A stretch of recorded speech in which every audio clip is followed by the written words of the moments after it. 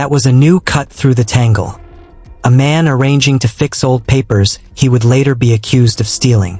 Outside, Whiskey paced the curb, restless. He nosed at a wet leaflet and made a small sound, the kind of sound that meant attention. Jack crouched and picked up the flyer. An announcement for a private viewing at an antiquarian's gallery. The date a week from now. A small note on the flyer in pencil. For family eyes only. Ledger to be discussed. Someone planned follow-up. Someone expected the ledger to surface. Back in the museum, Ava cross-checked the restorer's scrap with the ink found on Julian's sleeve. The composition matched the same iron gall profile. The smear pattern suggested more than fleeting contact. Someone had handled folded pages, then brushed their sleeve against them. Not sloppy. Intentional. Jack's face was calm but hard. He bought stabilization. He's connected to the ledger handling. He has a flat nearby. He logged into public terminals the night of the scrub. His phone shows deleted calls with Charles. Ava rubbed her forehead once. But he also plays the helpful brother well. He's present, he comforts Charles, he points investigators away in conversations. That is a performance. And performances are difficult to maintain when people watch the micro-movements, Jack said. He slips empathy like an actor handing out props. It's convincing, but it's not truth. They agreed to keep Julian under quiet observation while they triangulated more proof. That evening they arranged for a discreet photo of Julian's apartment to be taken, and when the image came through, Ava's breath caught. On the small writing desk sat an open notebook, accounting columns, dates, and a penciled line referencing a family trust. The handwriting was neat, the notation clear. Remove before audit. Jack's fingers hovered over the photograph. The notation matched the catalog note. Someone had cataloged the ledger and chosen a specific page to hide. That someone had motive. They needed one more link. Ava turned back to the staff list and, with a few precise searches, flagged a name. A junior electrician, new on the roster 2 months ago. He'd been friendly, eager. His references had been glowing. But his mother's name matched a small note in the conservator's ledger. She'd once worked part-time at the restorer's shop. A link that, on paper, was thin as thread. But connections in families rarely remain at one place. They weave. They went to speak with the electrician. He was young, nervous, dressed in a jacket too thin for the rain. Sweat beads showed at his temples not from exertion but from being watched. "You were in the wing the night of the theft," Jack said quietly. The electrician swallowed. "I was doing a late check on lighting. They asked me to stop by.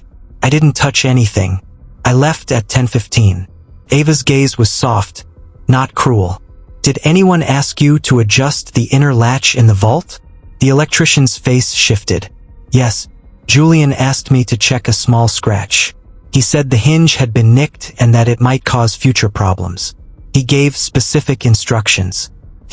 He said he wanted it made smooth so the hinge wouldn't catch. He paid me cash." Jack's eyes narrowed, but his voice stayed level. "Did Julian say why?"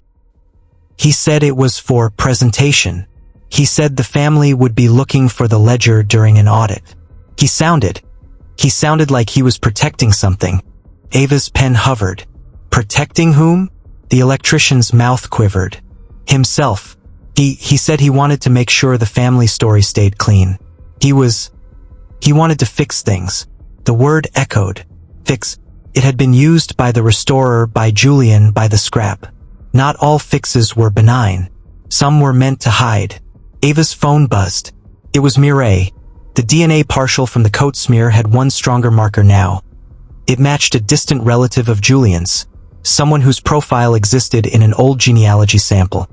Someone whose profile existed in an old genealogy sample pulled from a charity database. Not proof. A family match was broader than concrete ID, but it tightened distance. Jack looked at the rain in the window. The city had that hush that made every thought seem louder. He folded his hands. "We have motive, access, planning, and physical traces. If we can match the ledger fragments to his handwriting or to items in his apartment, we can make a case beyond coincidence." Ava closed her eyes for a fraction. summoning the composure that could both soften and sharpen her approach. We need one clear, undeniable tie to the ledger being in his hands after the cleaning and before the public theft noise. A time-stamped possession, a receipt, a witness. Jack's voice was the precise instrument it always was. We'll pull financials quietly. We'll check surveillance routes again. We'll see if the restorer still has a ledger page. We'll ask the electrician to show us the hinge repair. And we'll watch Julian. They left the workshop and walked back through Montparnasse toward the river. The streets were quieter now, the rain soft. A small bistro lamp reflected in a puddle. A woman crossed with a child and a paper umbrella, chatting. Life went on.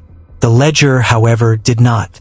It sat invisible in the weave between love, resentment, and greed. Whiskey trotted ahead and stopped at a lamppost. He looked back at them as if to say, in dog language, "I'm still with you." Cypher, asleep on the hotel sill, would wake and do what cats always do. Watch from a distance and reveal only when it suited his mood. Jack and Ava moved in step, patient and certain that threads revealed themselves when enough people tugged at them. Carefully, not too hard, not too fast. They planned the evening with the slow certainty of people who understood patience as a tool. The museum would hold a staged audit, an official review announced to family and staff, framed as routine. It would draw anyone looking for the ledger back into the same rooms where the crime had been hidden. Cameras would be doubled, the security feed mirrored off-site, and Mireille would be ready with backups. It was not dramatic. It was methodical. Jack liked method. Ava liked attention to the human details that method sometimes missed. Late afternoon light filtered through the tall windows and left the rooms with long shadows.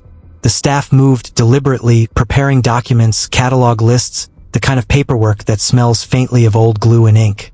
The restorer had agreed to bring a sample page she'd kept for safekeeping. She arrived with a small, flat box wrapped in plain brown paper. Her hands were gentle, fingers stained faintly with past work. She placed the box on the study table as if it were a sleeping thing. Ava opened it carefully.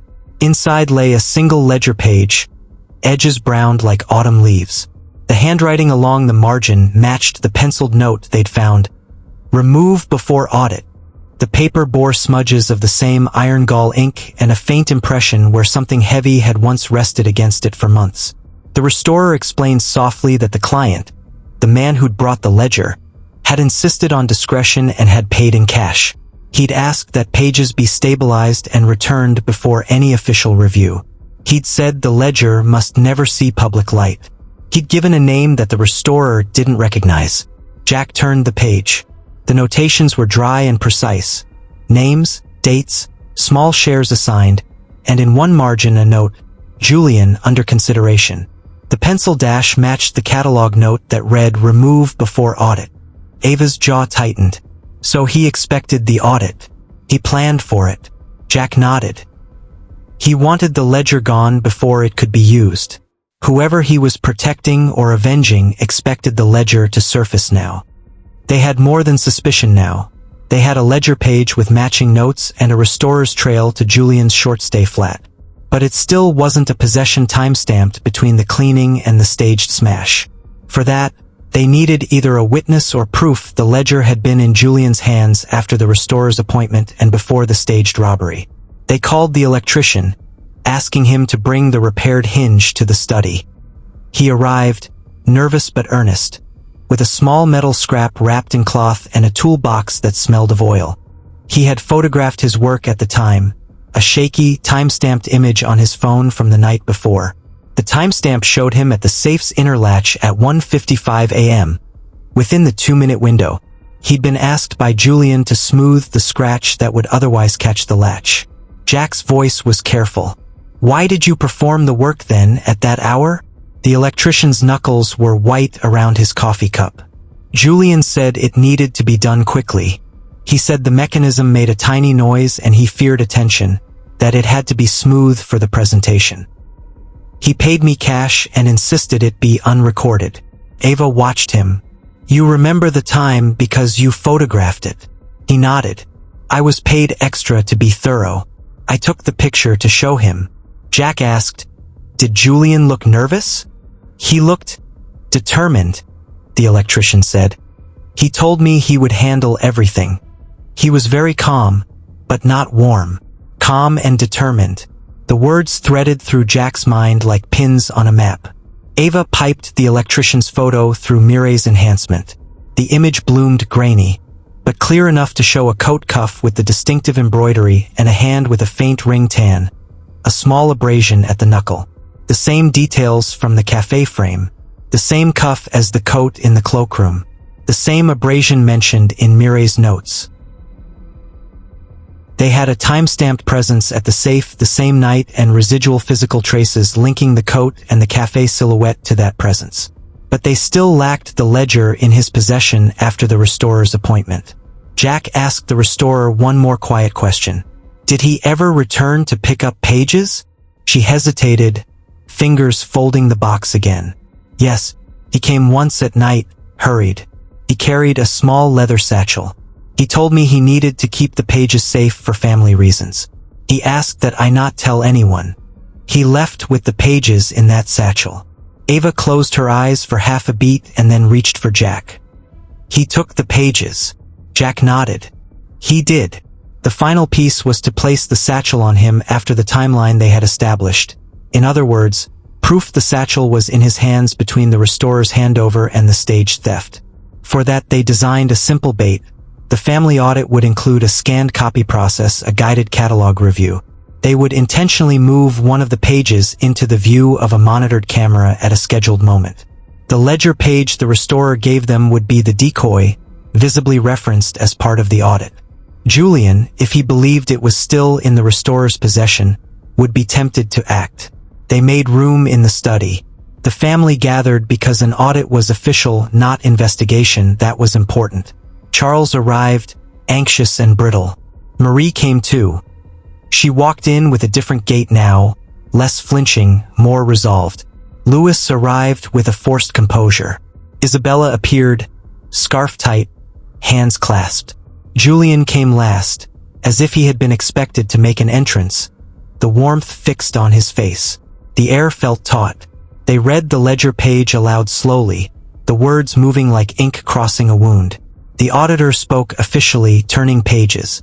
At the timed moment, Agnes from the restoration lab placed the decoy ledger on the table for the room to see, requested that it be scanned for the audit, and left the page uncovered for the precise window Jack had given Mireille.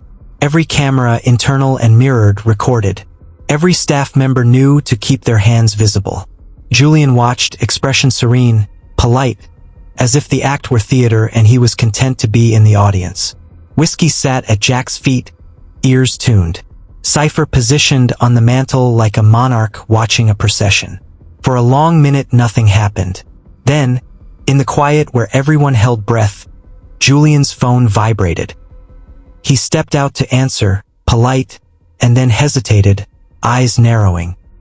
He checked the hallway, and then, in a movement so small many would miss it, he brushed the inside of his coat as if to feel the lining, the satchel inside, or to reassure himself of its presence. A single thread moved. Jack saw it. Ava saw it. Mireille's eyes narrowed on a live feed. They watched Julian with cameras ready. He re-entered calmly, hands empty, face untroubled. But as he passed the table, Whiskey rose and pressed his nose against Julian's hip, as if signaling a familiar weight. Julian's hand touched his coat in a fraction of a beat. Not to remove anything, not to show. A slip, a microtell of possession. Ava's voice was measured when she said, "We'll need to check everyone's bags as part of audit protocol." A murmur rose. People don't like personal searches. But Charles agreed. "Do it," he said, voice brittle. Julian set his jaw but didn't refuse. They began politely. Pockets, bags, scarves moved through hands. The satchel was not immediately obvious. When they reached Julian's coat, Julian unbuttoned it himself with steady fingers. Inside, in a small inner pocket, the kind used for passports, lay a folded scrap of the same ledger paper. Not the full page, but enough. A penciled note, a smudge matching the restorer's sample. Whiskey thumped the floor once and looked at Jack like he'd delivered a finding. Julian's face remained calm, But now the smile had a thinner edge. Ava held the scrap up. "How do you explain this?" Julian inhaled, soft and steady. For an instant his voice cracked the mask, and a tiredness seeped through. Not quite confession, but a weariness that makes performance fragile. "I wanted to protect the family," he said, voice even. "I thought if I removed this before anyone used it for leverage." Jack's eyes were simple, direct. "You removed it so no one could see it." Julian's hand flexed. "I didn't want them to fight. I thought." Ava watched his face. There was something in the controlled sadness, kindness wrapped around resentment. Jack's fingers closed around the scrap. The physical link existed. The plan had worked. A ledger fragment in Julian's possession with timeline links, restoration receipts, technician timestamps, cafe terminal embroidery, and deleted call logs. The net tightened. Outside the gallery, the city moved on, indifferent. Inside, the hush felt like a held breath ready to break. Ava looked at Jack. "Tomorrow we finish it. We put the threads together. We make him explain the ledger and the motives aloud." Jack nodded. "We give him the chance to explain, then we let the facts speak." Julian sat very still, hands folded, the ghost of a smile like a wound. Whiskey rested his head on his paws, eyes on Julian. Cypher blinked slowly, regal. They had the proof they needed to force the final explanation. The stage was set. Morning light settled pale and cool across the Dubois study. Rain tapped softly at the tall windows. Not heavy, just a steady whisper. Charles sat at the far end of the long table, shoulders drawn inward. Marie stayed close to him but not touching. Louis lingered near the doorway, jaw tight. Isabella stood near the mantel, arms folded like a porcelain statue. Julian sat alone. He had slept, or pretended to, in the guest wing overnight. Now his coat hung on a chair back. The ledger scrap lay on the table between everyone like a small, quiet truth. Jack moved without hurry, adjusting the chair opposite Julian. Whiskey lay beside him, chin on paws, watching. Cypher occupied the windowsill, tail curled neatly, gaze unblinking. Ava stood near Jack, arms crossed loosely. Jack opened his notebook. His tone was level, almost gentle. The kind of tone that did not accuse, only clarified. "Let's put the pieces in order." No one spoke. Jack continued. "First, the break-in. The display case was shattered from the inside. That told us the break-in was staged. The crown was never stolen. It was moved to the private safe." His eyes flicked to Charles. Charles looked away. Ava picked up smoothly. The real item missing was the ledger, the record of inheritance discussions, old financial agreements, family decisions. The kind of record that decides who matters, and who's cut out. Julian's eyes lowered. Jack went on. "Second, the restoration lab. Old documents are fragile. Someone brought the ledger in to be stabilized before the audit.